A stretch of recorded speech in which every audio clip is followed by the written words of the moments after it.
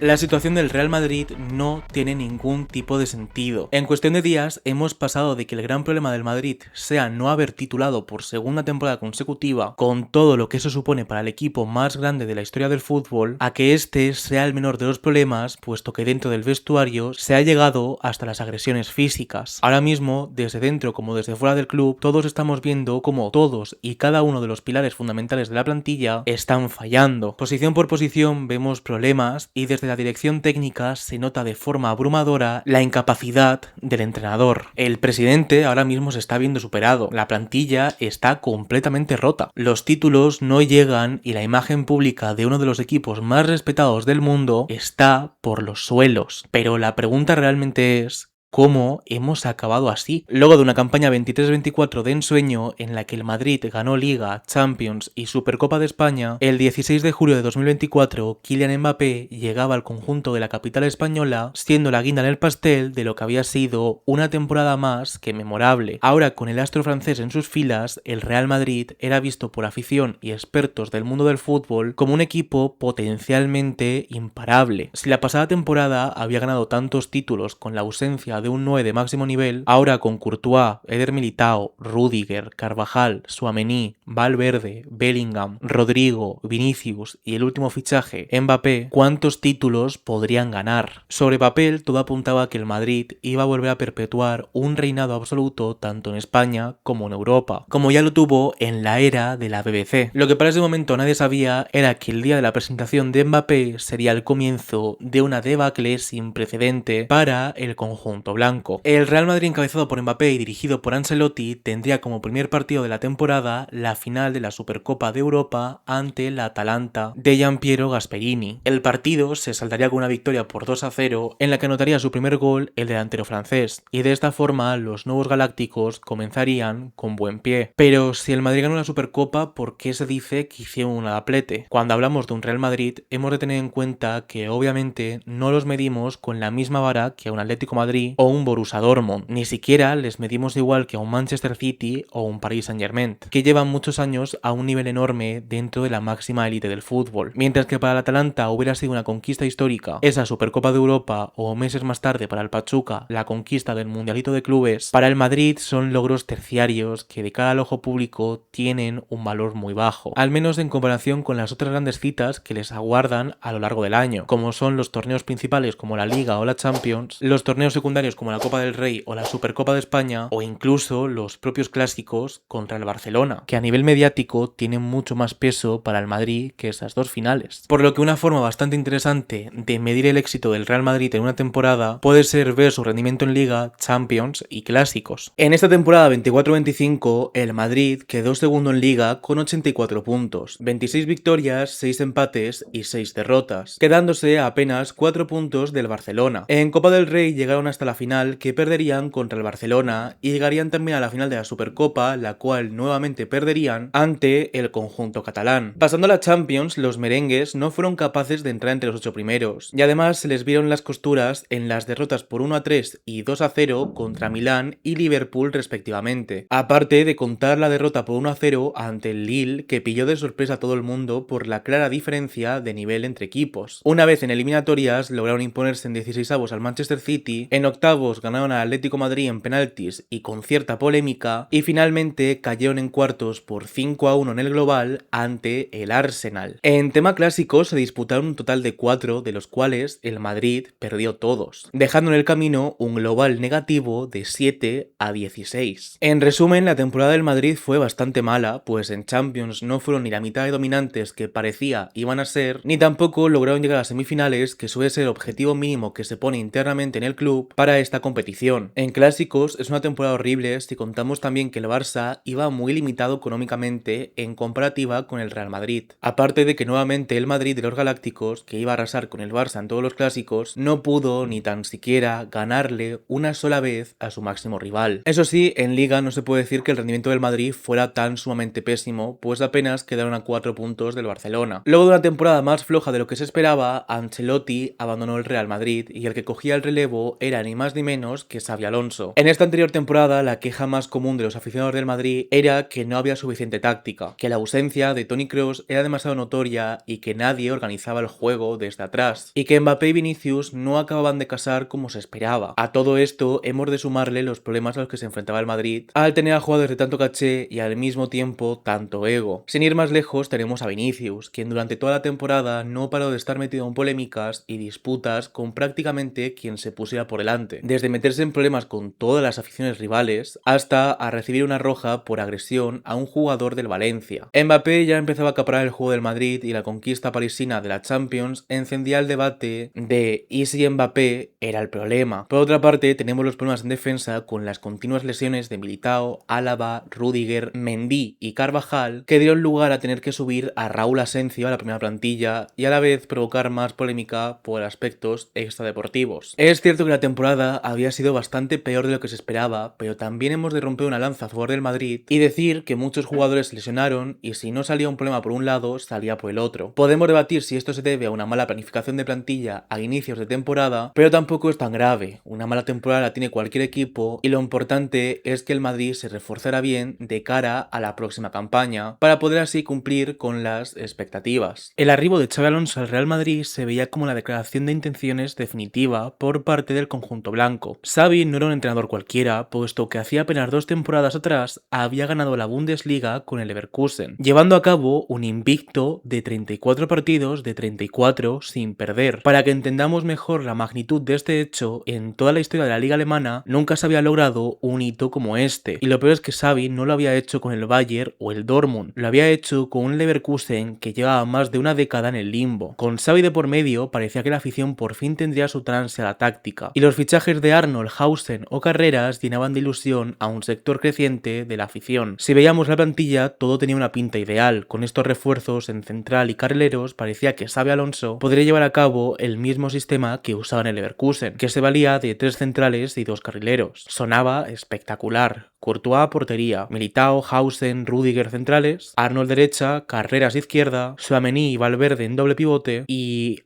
arriba como lo hacíamos. La opción más lógica parece un Bellingham como falso 9, Vinicius como extremo izquierdo y quizás Mbappé como punta. Aunque así como idea no es mala, ya habíamos visto cómo Mbappé se echaba hacia la izquierda y molestaba a Vinicius. Por lo que teniendo en cuenta que Mbappé no estaba por la labor de jugar en la izquierda, ¿qué hacíamos? Al final lo que ocurría era que si querías jugar con Bellingham y con Mbappé, tenías que echar a Vinicius, si querías jugar con Bellingham y con Vinicius, tenías que echar a Mbappé y así seguía con distintos jugadores. Finalmente, Xavi se vio en la necesidad de jugar lo mismo que jugaba Ancelotti, una 4-3-3 y a partir de ahí ya a crear. El problema es que desde bastante temprano se vio que no le iban a dejar. Desde principios de temporada, tanto Arnold como Carvajal empezaron a lesionarse de forma seguida, y ante la falta de jugadores para esa posición, Xavi trató de buscar soluciones en Valverde, jugador rápido, físico y completo, que además ya tenía experiencia jugando por banda. De primeras, una solución de lo más lógico que a todos nos encajaba, a todos menos a Valverde, quien no tardó en decir el ya imborrable no nací para ser lateral, a poner malas caras continuamente y en resumen a ser realmente poco profesional. Por otro lado tenemos a Vinicius, jugador cuya actitud gustaba a pocos, sí, pero que nunca se había atrevido a faltarle el respeto públicamente a ningún entrenador. Pues bien, en el primer clásico de Xabi Alonso en el banquillo madridista, este decidió cambiar a Vinicius en el minuto 70, cuando el equipo iba ganando 2-1 y el juego pedía un perfil más técnico para controlar el partido como Rodrigo, lo que parecía un cambio lógico y que ayudaba al equipo. Para Vinicius fue motivo de cabreo estrepitoso. Se fue recriminándole a Xabi Alonso el cambio y amenazando públicamente con irse. Cuando parecía que el jugador iba a tener sanción interna del equipo, para sorpresa de nadie, a estas alturas, Florentino Pérez le respaldó y permitió que un jugador del caché de Vinicius faltara el respeto al entrenador. Para las siguientes semanas se veía cada vez menos creatividad de Xavi en los 11, como si casi ni siquiera pudiera elegirlos. Vini y Mbappé se seguían pisando, Valverde seguía poniendo el grito en el cielo, Arnold estaba lesionado, Carreras no acababa de cuajar pero tampoco lo hacía del todo mal, y Hausen era un bacalao de mucho cuidado. Sin embargo, y con bastantes malabares, Xabi Alonso mantenía bastante vivo al equipo. En 19 partidos de liga llevaban 45 puntos y se encontraban a solo 4 del Barcelona. En Champions competían por entrar entre los 8 primeros y seguían vivos en Copa. Habían ganado al Atlético de Madrid en semis de Supercopa y la final se disputaba ante el Barcelona. Luego de un disputado encuentro, el Barça ganó por la mínima 3-2 y el Madrid se quedaba sin la Supercopa. ¿Qué pasó después de esto? Xabi Alonso Alonso fue despedido de forma fulminante al día siguiente, para en su lugar poner a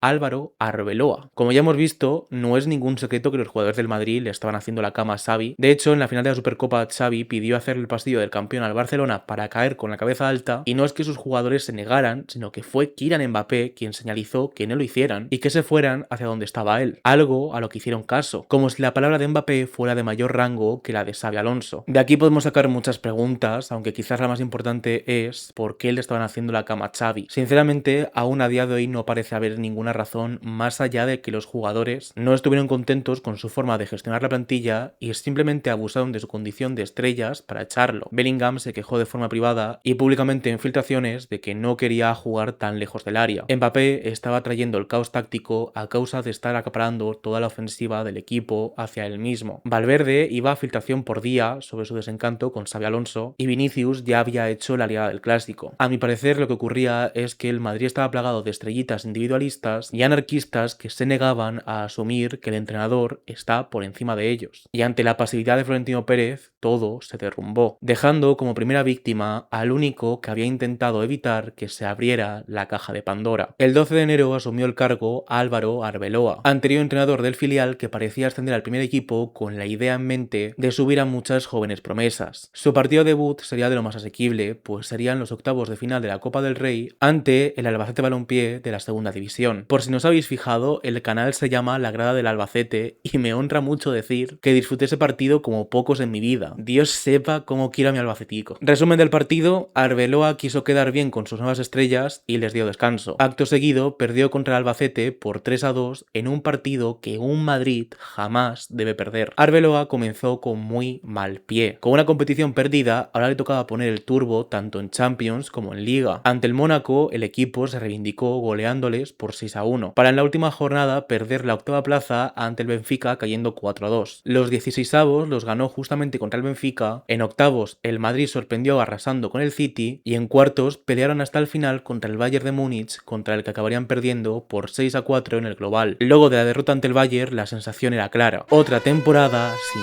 títulos. ¿Por qué? Porque el periodo de armonía en el vestuario gracias a la llegada de Arbeloa duró apenas un mes y luego de unas iniciales 5 victorias en Liga llegarían las derrotas contra Osasuna, Getafe y Mallorca, acompañadas de los empates ante Girona y Betis, que para la jornada 34 les dejaban a 11 puntos de distancia del Barcelona, que se encontraba como líder. La presión de una segunda temporada consecutiva, ya no sin títulos relevantes, sino sin ningún título en sí, era horrorosa. Mbappé se empezaría a borrar de las convocatorias por lesiones menores de cara a centrarse en el Mundial. Y la semana previa al Clásico, que podía declarar como campeón de Liga al Barcelona frente a sus mayores rivales, todo acabaría de explotar de una vez por todas. Para la semana previa al Clásico, toda la prensa y afición del Madrid estaban dándole de palos a la plantilla, dirección técnica y presidente, por lo que ya era una temporada de vergüenza. Sin ir más lejos, la jornada 35 enfrentaba a Madrid y Barcelona en un encuentro que podía ni más ni menos que sacar como campeón al Barcelona en el Camp Nou, con su gente y en la cara del Real Madrid. Para ver un caso como este, en donde la Liga se ganó de manera oficial en un clásico, nos tenemos que remontar al año 1932, donde con un empate el Madrid se proclamó campeón en las narices del Barcelona. Ahora, casi un siglo después, la historia se podía repetir, solo que cayendo a favor, esta vez, del conjunto catalán. Lo más normal sería pensar que desde el vestuario se trataría de aparcar los problemas para tratar de evitar el ridículo,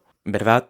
Sinceramente, este Madrid no para de decepcionarnos. El primer acto de esta cadena de pilares derrumbándose llegaría por parte de Kylian, puesto que el francés parecía presentar una serie de molestias que le apartarían de jugar con el Madrid por varias jornadas, cuando la Liga parecía ya perdida y recordemos que con el Mundial al caer. Todo esto sentó muy mal al madridismo cuando se filtraron fotos del francés haciendo vida completamente normal en Italia, acompañado de su nueva pareja, Esther Espósito. Y es que, aparte de dar esa imagen tan alegre y despreocupada cuando el equipo que lideraba se caía a pedazos, ya lleva unos meses siendo habitual que Mbappé hiciera más ruido fuera que dentro del campo. El segundo acto daría lugar luego de que Antonio Rüdiger aparentemente abofeteara a Álvaro Carreras en el vestuario en algún momento del mes de febrero. Un hecho que se filtró y que sin querer el propio lateral confirmaría. ¿Me estás diciendo que el central conocido por tener problemas de ira y la mano más suelta que un padre americano en los 60s ha agredido a un compañero? Dios mío, ¿quién lo diría, no? Para hacer una una cronología de momentos claves de Rüdiger que indicaban que levantar la mano con él tarde o temprano le explotaría en la cara a Florentino, me voy a apoyar en un artículo del diario Sport que dejaré en la descripción. En la etapa Real Madrid tenemos cosas a comentar como tirar unas vendas al colegiado, podemos hacer una lista también entera de los crímenes de guerra de Rüdiger en campo, pero en esta ocasión vamos a enfocarnos en el más reciente, el rodillazo en la cabeza a Diego Rico, que se ve claramente que es malintencionado. Con una de las partes más duras del cuerpo, ir intencionadamente a golpear la cabeza de alguien desprevenido es muy grave. Sin embargo, la jugada no fue sancionada con roja y pospartido el club no le metió ningún correctivo a Rüdiger, ni tampoco la federación, lo cual es aún más grave. Aparte de que en rueda de prensa Rüdiger dice que la jugada está exagerada y que si hubiera ido con intención de verdad, Diego Rico no se hubiera levantado del suelo. Por ese tipo de comentarios es por lo que justamente un club tiene que saber parar los pies a sus jugadores. Rüdiger ha visto que luego de hacer una acción de un riesgo enorme no se le ha sancionado y se ha dado el lujo de darse golpes en el pecho luego de una acción totalmente vergonzosa. Si el club no le mete un correctivo diciendo que no apoya ese tipo de acciones o incluso apartándolo temporalmente de las convocatorias, Rüdiger se va a sentir intocable y va a acabar cada vez más suelto para hacer este tipo de cosas. Una acción con la que me hierve la sangre y donde yo empecé a mirar a Rüdiger con otros ojos fue cuando se dio el lujo de agredir a un trabajador del Madrid. En las imágenes parece que el trabajador y Rüdiger están medio discutiendo por algo, y aunque el trabajador está dando pasos para atrás y marcando distancia, Rüdiger no para de acercarse y acercarse, incluso alzando la mano, agarrando y ya intentando abofetear al trabajador, quien intenta zafarse, hasta que Rüdiger definitivamente logra agredirle. Luego de irse, Rüdiger vuelve para increparle y ya definitivamente se marcha haciendo gestos no muy amistosos. Un trabajador con mucha menor ganancia económica e influencia en el club, siendo increpado y agredido por un futbolista millonario y que sin duda es una de las caras visibles del equipo, que sin importar si es en público o en privado, se da el lujo de agredir y humillar a una persona de obviamente menor rango en la institución. ¿Cuáles fueron las consecuencias para el central? Ninguna. Literalmente, si buscas en Google te aparece esto. Literalmente se dijo que era la forma de ser de Rüdiger, que tan solo era una broma pesada y nada más, que Rüdiger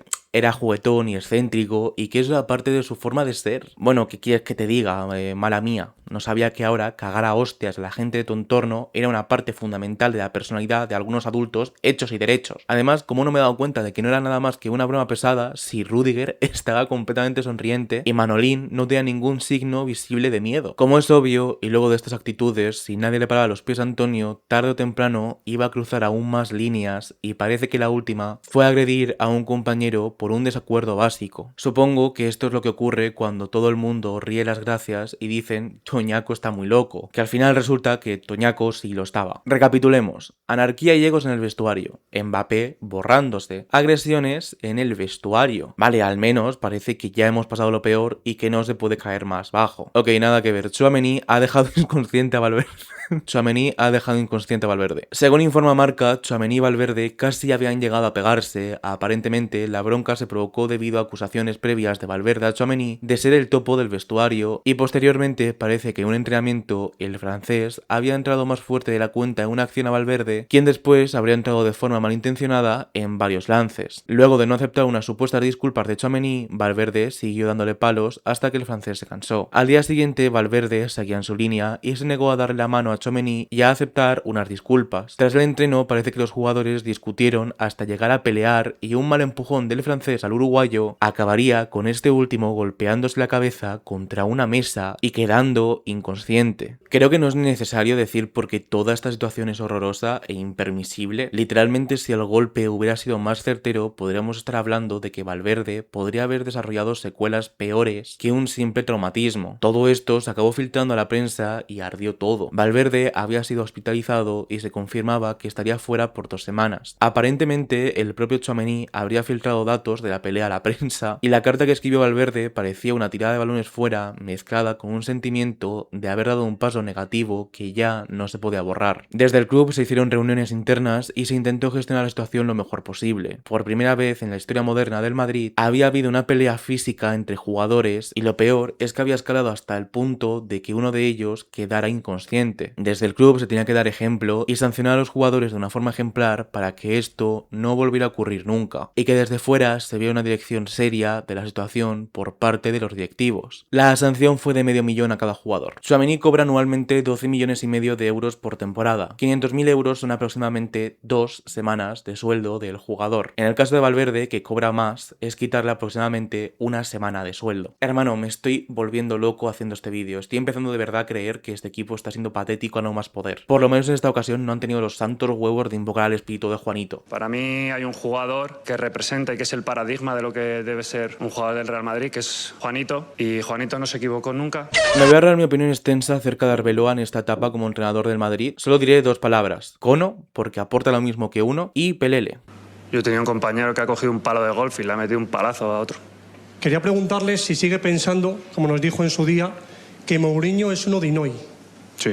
Luego de todo esto, el Madrid se enfrentaba al Barcelona. A falta de un día se confirmaba que Mbappé no llegaba al Clásico y una vez ya en el partido, todos nos quedamos locos al ver que Tchouaméni jugaba de titular. El Barça, aún sin Lamine o Rafinha de inicio, se las apañó para meter 2 goles en menos de media hora, mientras que los jugadores del Madrid vagaban por el campo como almas en luto. Parecía que estaban aguantando el chaparrón y contaban los minutos para el pitido final que por fin les permitiera abandonar el campo y levantarse de la pesadilla que estaban viviendo. Ya han pasado unos días desde la derrota ante el Barcelona en Liga y a falta de 3 jornadas ya toca centrarse en la planificación de la siguiente temporada. Obviamente el Madrid tiene que hacer cambios, empezando por ver quién han de renovar. En jugadores que terminen contrato tenemos a Rüdiger, Álava y Carvajal. Álava obviamente tiene que marchar, Rüdiger tiene muchas lesiones y creo que es uno de los jugadores polémicos y problemáticos que el Madrid debe de tratar de echar. Y ahora con su finalización de contrato tiene una excusa ideal. Carvajal es una leyenda del club